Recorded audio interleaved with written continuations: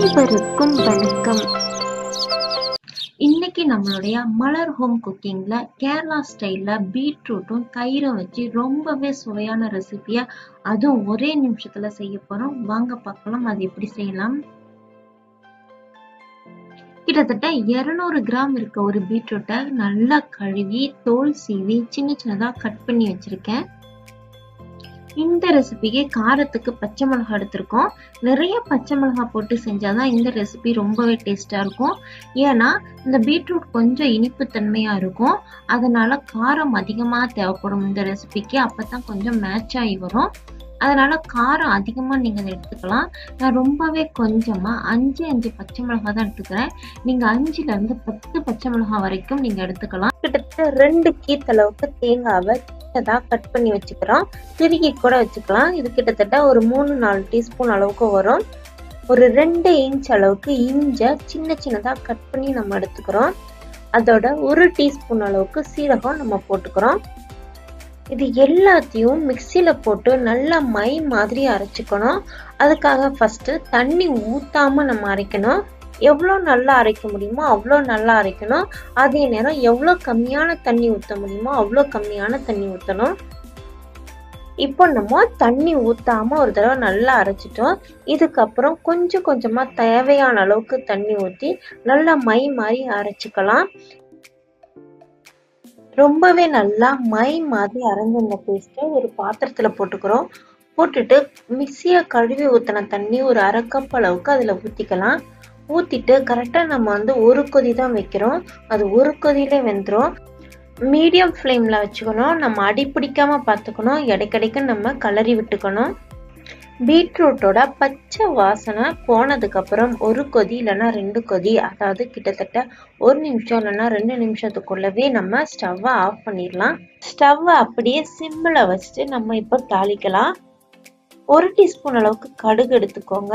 கொஞ்சமாக சீரகம், கொஞ்சமாக கருவேப்பிலை, கொஞ்சமாக இஞ்சி நறுக்குனது எடுத்துக்கோங்க.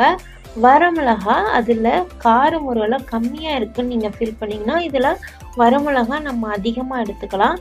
அதில் கரெக்டாக இருந்துச்சுன்னா இதில் கம்மியாக எடுத்துக்கலாம். இது சாதாரணமாக எல்லாமே தாளிக்கிறது போல் 2 டீஸ்பூன் அளவுக்கு எண்ணெயை நம்ம ஒரு பேனில் ஊற்றிக்கிறோம்.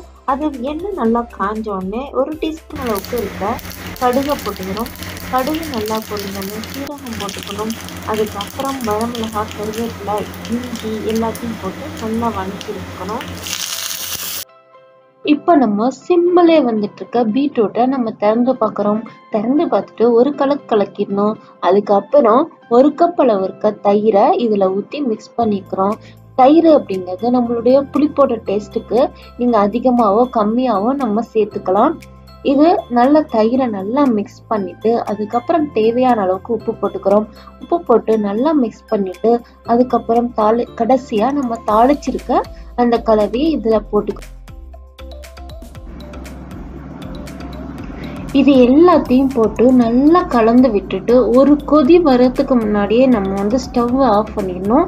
நிறைய நேரம் கொதிக்க விட்டோம்னா தயிரெல்லாம் பிரிஞ்சு தனித்தனியா ஆயிரும்.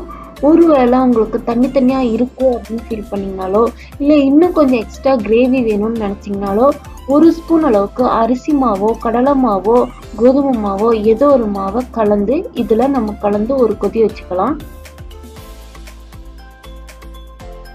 இது பார்த்தீங்கன்னா நம்ம சட்னி அரைக்க வேண்டிய நேரத்திலேயே இந்த ரெசிபியை பண்ணி முடிச்சிட்டோம்.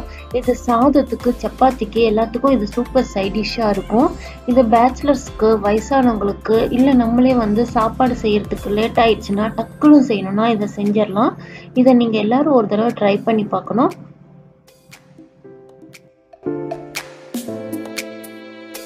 மொத்தம் லஞ்சு செய்யறதுக்கே ஒரு 15 மினிட்ஸ் தான் ஆச்சு. குக்கர்லேயே சாதத்தை நான் வேக வச்சிட்டேன். கூடவே இந்த சமையலும் பண்ணிட்டு கரெக்டாக ஒரு 15 மினிட்ஸில் நான் பண்ணி முடிச்சிட்டேன்.